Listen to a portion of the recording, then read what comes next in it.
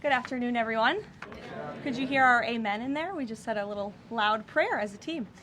In this Holy Week, President Trump and the First Lady are joining in prayer with Christians celebrating the resurrection of our Lord and Savior, Jesus Christ.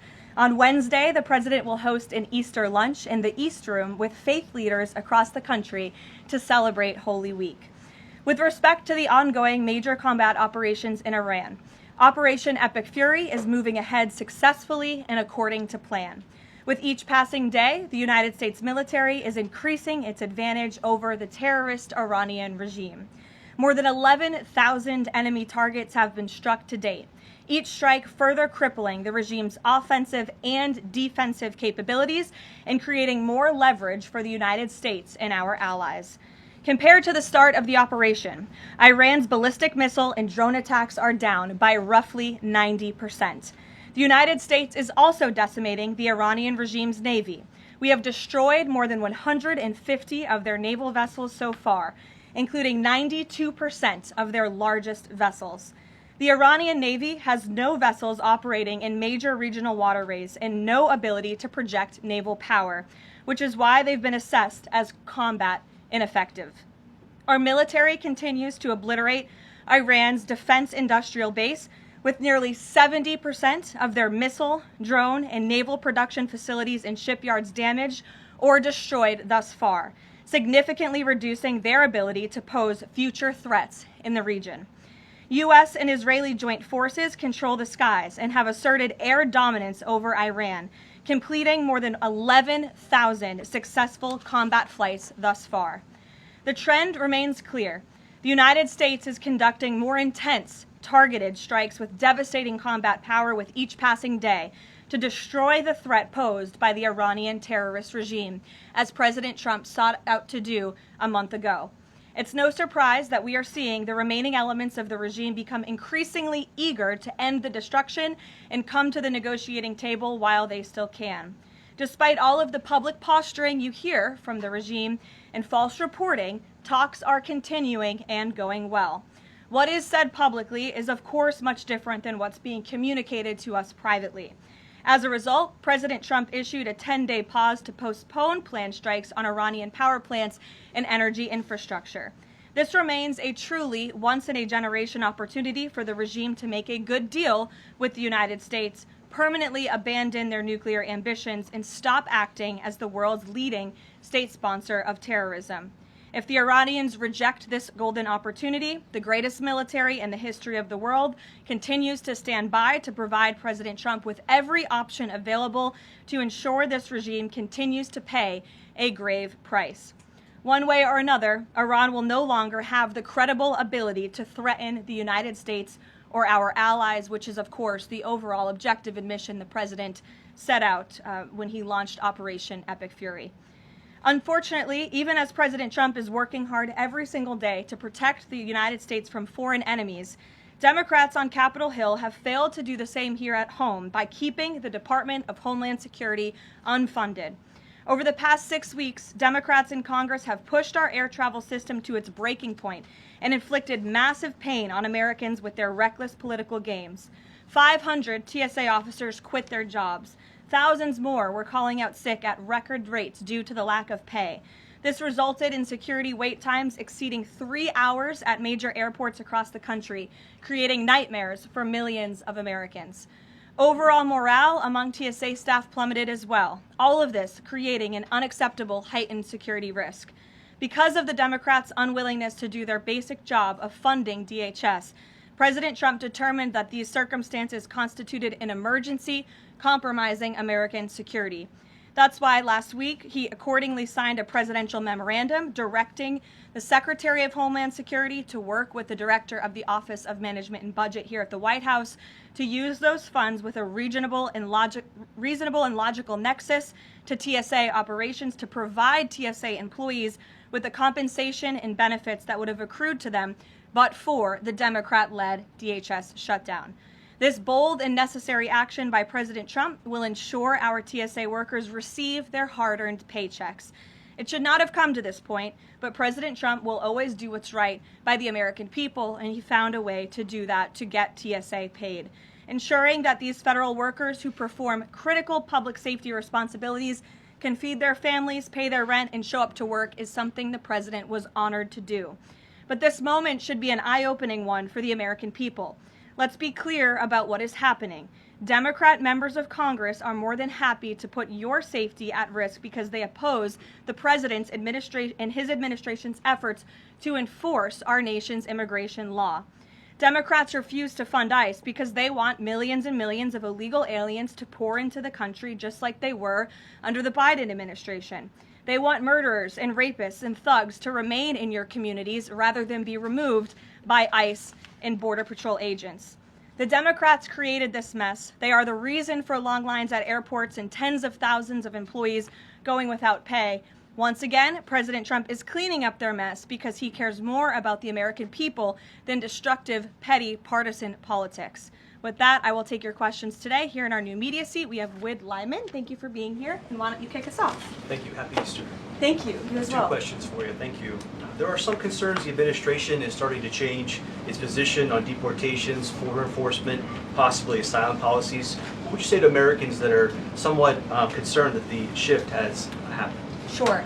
Well, while there has, of course, been a change in leadership at the Department of Homeland Security with former Senator, now Secretary Mullen, joining the president's cabinet, I can assure the American people there has not been a change in policy. It has always been the policy of this president and this administration to deport the worst of the worst illegal alien criminals from our communities. That's something I know Secretary Mullen remains wholeheartedly committed to doing.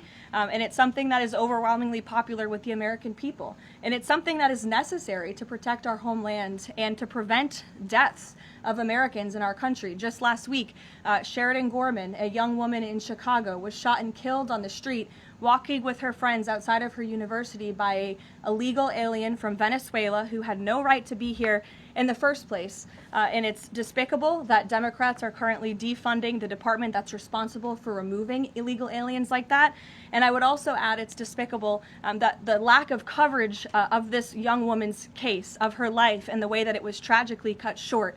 I saw a survey over the weekend that I'd like to bring to all of your attention. This is the media coverage of the case of Sheridan Gorman. You have ABC News has spent 1 minute and 19 seconds between 2 days when this case was first alerted. You have CBS, 2 minutes and 1 second.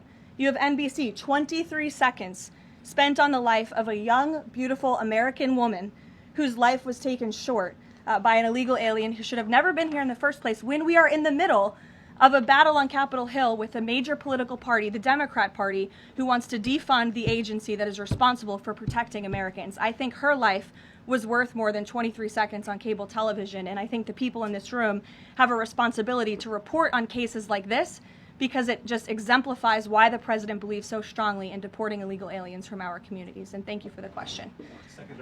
Dasha, go ahead. Caroline, I have two questions, one on Iran and one on DHS funding. On Iran, the president has said that the administration is talking to a new and more reasonable regime.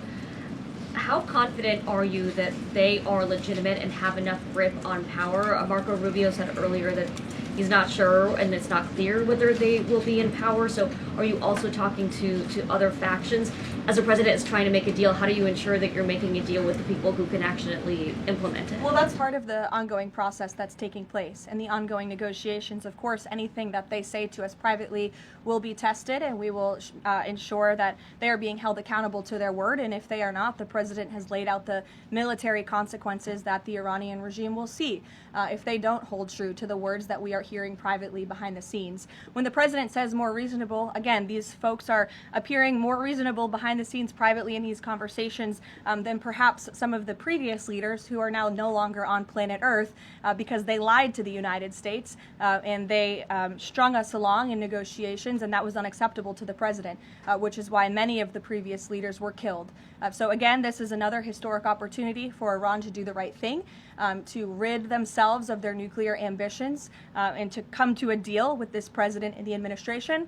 Or again, they will see the grave consequences of the United States Armed Forces, which they are continuing to see every day throughout this operation. On DHS, how long can the administration keep paying TSA without action from Congress? And not to be hyperbolic, but given the the airports were really the pain point that was pushing both sides to talk to each other. I mean, do you see a way for DHS to reopen? Is it possible that this keeps going through the midterms? Well, we certainly hope so. I mean, of course, the president just can't keep signing presidential memorandums and proclamations every time Congress fails to do its job, and every time Democrats are holding our entire country hostage, picking and choosing which programs and agencies they want to fund just because they don't like this administration's policies. That's not how it's supposed to work. They voted 7 times against funding DHS over partisan and political reasons. And so, again, the president has stepped in to do the right thing at this moment in time, but the president is also encouraging Congress to come back to Washington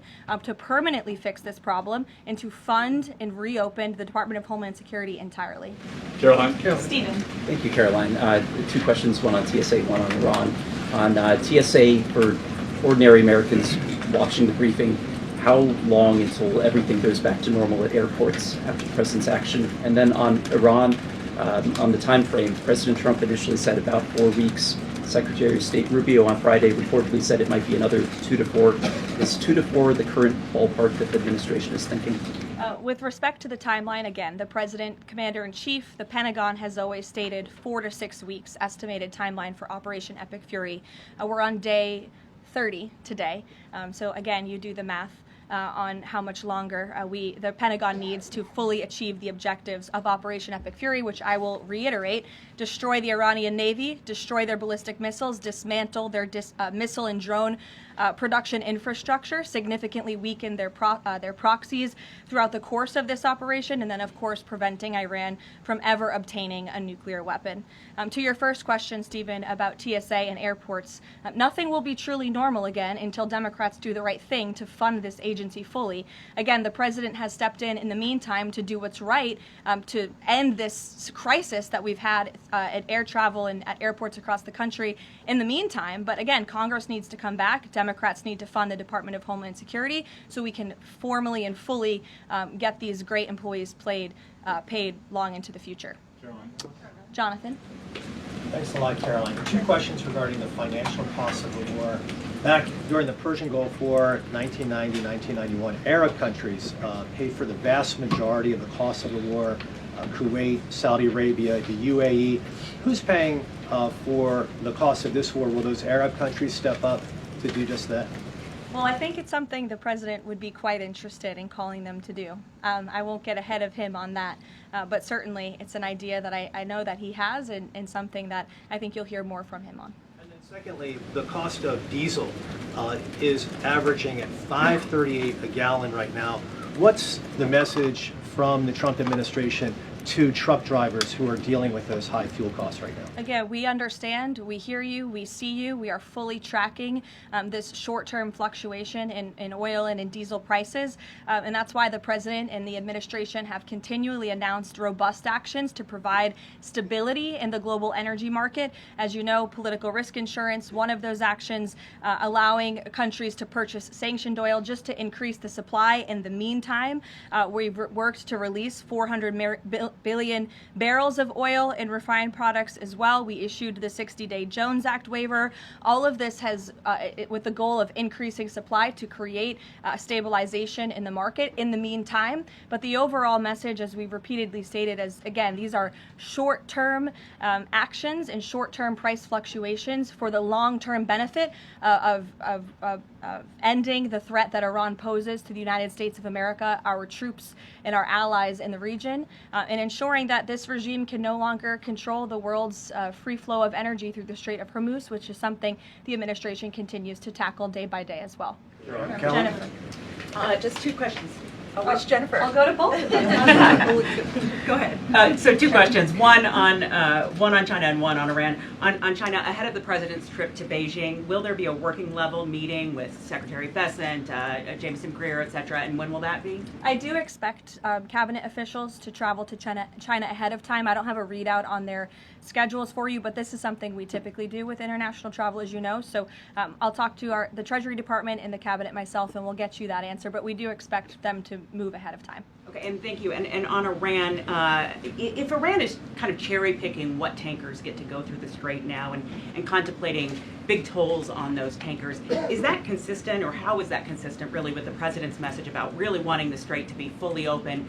Does the administration support a regime or system where Iran is effectively charging tolls on these vessels to access? That's not something we support, and I would reject that they are cherry picking. In fact, as you know, these tankers that are moving through, the 10 that were previously announced and now the new 20, the announcement of 20 additional tankers, which we expect to see over the coming days, are a result of the direct and indirect talks that are taking place between the United States and Iran. So you wouldn't have seen those tankers if not for the president's diplomacy and his team engaging on this matter, which we expect that compliance moving forward. And it's, again, something that we're working on very closely. Sure. And behind the mic in the back right there, you put up your hand very excitingly. Go ahead. Hannah from News Nation. Thank you. Thanks for taking my question. I have two for you real quick. There are reports that Republicans are weighing cuts to health care in order to make way for that $200 billion for the Pentagon and Operation Epic Fury. Is that a trade-off that President Trump supports? I've seen these reports. I haven't spoken to the president about it, nor have I heard this being discussed in any high-level meetings here at the White House. I don't want to weigh in definitively because I just haven't heard that being discussed here in the West Wing. And then secondly, I know President Trump says we're ahead of schedule in achieving his military objectives in Iran. He laid out that 4 to 6 week timetable for this conflict, and we're now within week 5. So how do you square kind of those two? Well, 4 to 6 weeks estimated timeline. Again, you just said we're on day 30 of the operation. I just provided you with some of the updates from the Pentagon directly in achieving the objectives, and the military has been enormously successful. I think we should all be very proud of our armed forces for what they have done over the past 30 days. The mission will continue until the objectives are achieved, and that 4 to 6 week timeline does remain right now. I don't have any updates for you on that. Yeah, like others, one on TSA, one on Iran. On Iran, I know it's tough to engage in hypotheticals, but I feel like this is one that you could engage in if the president does seek. Probably not. But If the president does seek, or the United States seeks a ground war, does he intend to get congressional authorization of that march? Look, the president has been asked about boots on the ground or alleged ground operations various times. He's obviously declined to rule them out. It's the Pentagon's job to provide maximum optionality to the president. It does not mean he's made a decision, nor would he ever notify the media of such decision as not to tip off our enemy. With respect to abiding by Congress and the rule of law, that's something the administration will, of course, always do. And it's something that we have great respect for Congress. The president does with military operations. In fact, prior to the launch of Operation Epic Fury, as you know, the administration gave a courtesy notice to Congress in the Gang of Eight, and top-level administration officials and cabinet secretaries have gone to Congress multiple times over the past 30 days to provide those courtesy briefings to Congress when requested. TSA quickly, I've been asked by multiple Trump supporters that have said, given the fact that the president on that Friday gave that memorandum informing DHS to pay TSA workers, I know there's a lot of negotiations involved in a shutdown of this size. Why did the president not sooner issue that payment to TSA workers? Well, it's because of the Democrats voting 7 times against reopening the Department of Homeland Security that we came to a place of an existential crisis. I mean, you saw the lines at various major airports across the country, American travelers really paying the price for Democrats' partisan games. And so the president worked with his legal team here at the White House and the Office of Management and Budget to find a solution to take care of the emergency that we were seeing in air travel across the country. And it's because of the president that TSA agents are being paid. But again, he's calling on Congress to do the right thing, to come back to Washington, and to fund and reopen the Department of Homeland Security fully. Sure. Hi, Lindsay Ellis from the Wall Street Journal. I'm trying to square the 4 objectives laid out by the administration with the goal of reopening fully the Strait of Hormuz. Would President Trump declare victory and wind down military operations if the 4 objectives are met but still passage remains quite slow through the strait?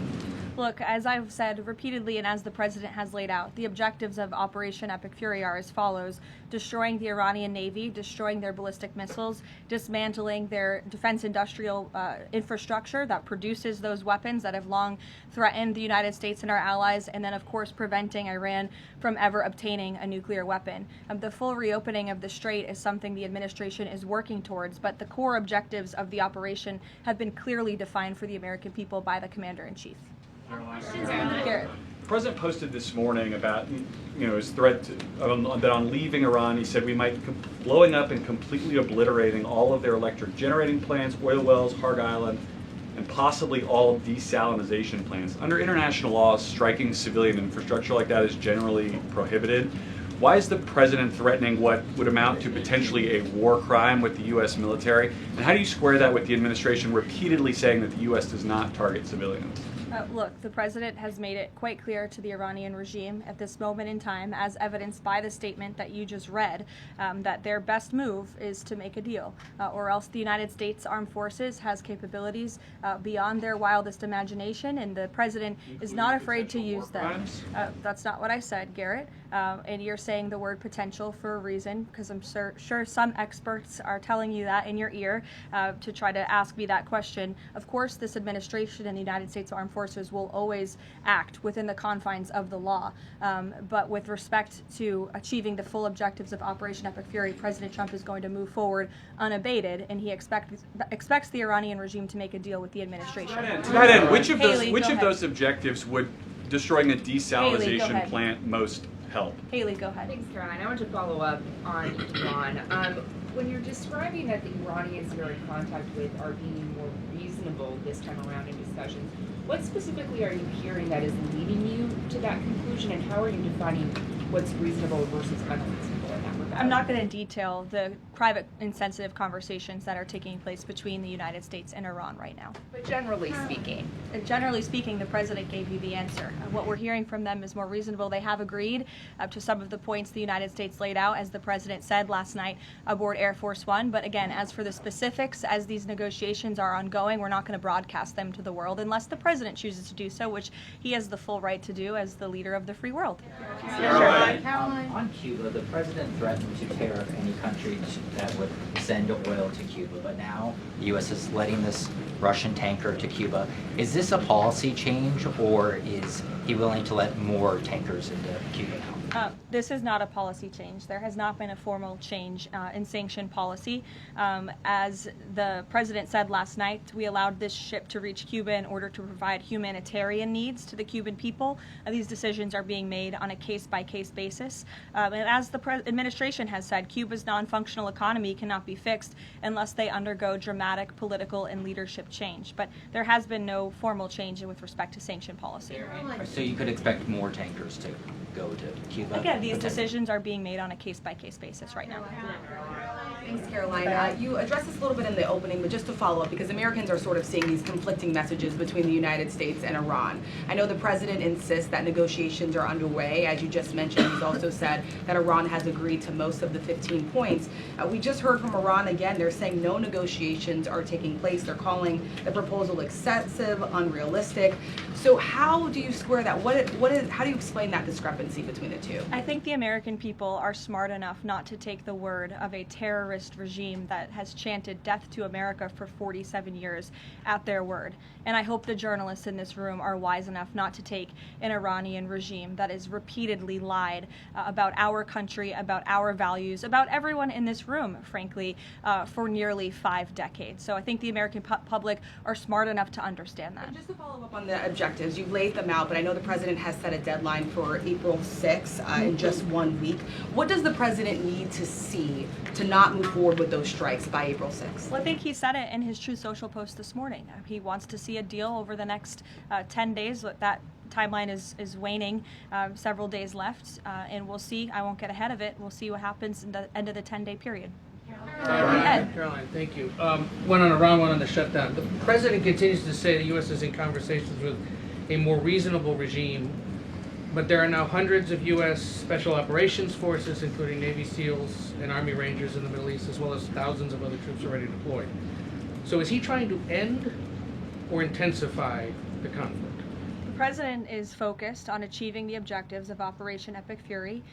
With respect to forces that are on the ground in the Middle East, it's the job of the Pentagon to create maximum optionality for the commander-in-chief. It does not mean the president has made any additional decisions. Again, he remains focused on ensuring that the Pentagon continues to achieve the objectives of the operation that was launched 30 days ago, and we're well on our way to doing that. So if an American sitting at home hearing him say, I want to talk, but I keep seeing them send troops to that region, what are they to make of what's going on? There's two tracks here. The president has always said that diplomacy is his number one option and priority. Again, he tried earnestly, in good faith, to engage in diplomacy with the Iranian regime prior to this operation being launched in the first place.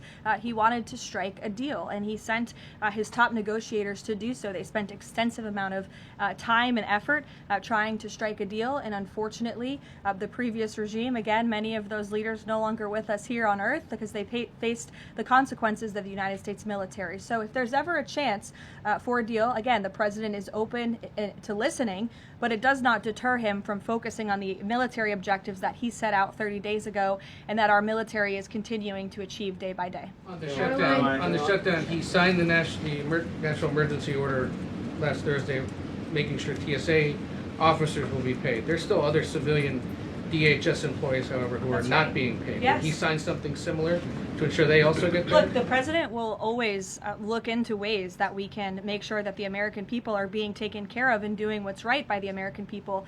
But again, it's ridiculous that the president even has to go to the length of working with the legal team and the Office of Management and Budget to identify these funds. It is the job of Congress to fund these agencies. And Democrats in Congress have voted 7 times against funding the Department of Homeland Security. Congress should come back and they should get it done. The president, again, made the decision to prevent this existential crisis we were seeing at our nation's airports across the country that was only going to get worse, and that's why he wants Congress to do his job. Thank you, Caroline. Since you mentioned... I'll go to you as well. You're welcome. Since you mentioned Easter and prayers, I wanted to ask you about something the Pope said yesterday. So Pope Leo said yesterday, and I quote him, God does not listen to the prayer of those who wage war. Can you comment on that? I think our nation was a nation founded 250 years ago almost on Judeo-Christian values, and we've seen presidents, we've seen the leaders of the Department of War, and we've seen our troops go to prayer during the most turbulent times in our nation's history.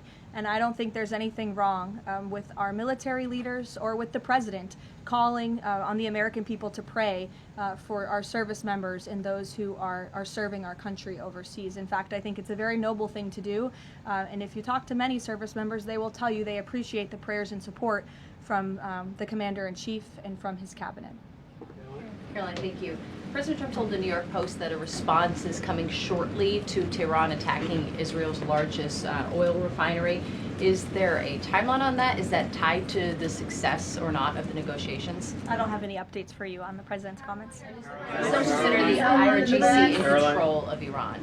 Well, look, as Secretary Rubio said today, the leadership is very fragmented. We have really neutered their intercommunication systems, and that's part of this process of diplomacy to continue figuring out exactly who's in charge. I know they appointed a new Ayatollah, haven't seen or heard much from him, and so that's part of this diplomatic process that's underway right now. I'll take a few more. Solon. Thank you. You listed the described humanitarian reasons for allowing that oil tanker to reach Cuba. Just to clarify, why was the administration okay with Russia sending that oil to Cuba and not other nations? Look, again, this was a decision. It'll continue to be made on a case-by-case basis for humanitarian reasons or otherwise, but there's been no firm change in our sanctions policy. President Sheinbaum of Mexico also said that Mexico is exploring different ways to restart some of those shipments to Cuba. Is the administration okay with that at this time? Again, there's been no change in our sanction policy. We still reserve the right to seize vessels if it's legally applicable that are headed towards Cuba and that violate the United States sanction policy. But of course, the president and the administration also reserve the right to waive those seizures on a case-by-case basis. And to clarify, just any more Russian oil tankers going to be allowed to reach Cuba at this time? Again, I know you say case-by-case, but for the case of Russia, is it pretty much green light right now? No, that's not what I said. It's a case-by-case basis. Sure, Jeff, go ahead. Switching topics, the president has always attended CPAC. He did not this year. Why did he not attend, and does he believe CPAC is becoming less relevant? No, I don't think he believes that at all. In fact, he loves CPAC and has a very good relationship with the great people who run it, Mercedes and Matt Schlapp. It was just simply for scheduling purposes this year, with it being in Texas. It was best for the president's schedule and what he has on his plate right now not to go. Carolina. Michael. Thank you, Caroline. If and when Michael. a deal is finalized with Iran, how does the U.S. provide protection to who it's negotiating with to ensure that they can carry out the president's peace plan? Again, that's something I'm sure our national security team is discussing. I don't have anything for you on that today.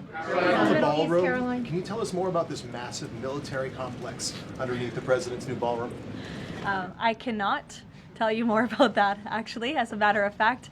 However, the military is making some upgrades to their facilities here at the White House, and I'm not privy to provide any more details on that at this time. Caroline, go ahead. Reagan. Thanks, Caroline. Question on the Middle East and then a question on Antifa. Netanyahu said Sunday that Cardinal Pizzaballa will be able to hold services for Palm Sunday in the Church of Holy Sepulchre after he was initially blocked by Israeli police. Did anyone from the administration or the president call over to Israeli officials to assist the cardinal in this? Yes, I did speak with Secretary Rubio this morning, and we did express our concerns with Israel with respect to these holy sites being shut down. We want worshipers to be able to access these holy sites. Of course, safety is a top priority, but we understand Israel is working on those security measures to reopen the sites throughout Holy Week, and that's something that we're appreciative of. Antifa. In Texas, 9 people have been convicted by a federal jury on domestic terrorist charges connected to Antifa. The White House has previously indicated that you guys are investigating Antifa, who's funding them, who's leading them. Can you provide an update on how that investigation is going, and do you think we're going to see more charges against people connected to Antifa? Well, I do know that there was an entire task force that was set up, an interagency task force to focus on the threat of Antifa, which, as you know, Reagan, this president declared a domestic terrorist organization rightfully, and we will continue to look into it. I don't have any updates on those specific investigations, but I'd be happy to have my team get those over to you today, as this continues to be of the utmost importance to the president and his domestic policy agenda. Caroline, JJ. On one question on landmines, there's been some reporting that American-made landmines have been spotted on the ground in Iran. Did President Trump sign off on using U.S.-made landmines in Iran? I don't have any comment on that report today. Caroline, whether they're being used at all? I don't have any comment on that. Karen. Two on DHS. You said that the president is encouraging Congress to come back to D.C. You also said yourself. How has he done that? Has he told leadership that they should cancel recess and come back? He said it repeatedly. I think you recall. He said that he'll host a big Easter dinner here at the White House if Congress will come back and fight the Democrats on this issue, which we should do. Because again, the Democrat Party is in the wrong here. They have voted 7 times against funding the Department of Homeland Security, which is completely egregious with everything we have going on in the world. And these brave men and women who serve DHS deserve to get their paychecks. The president wants to see that happen, and he wants Congress to come back to get it done. On the paychecks, Caroline.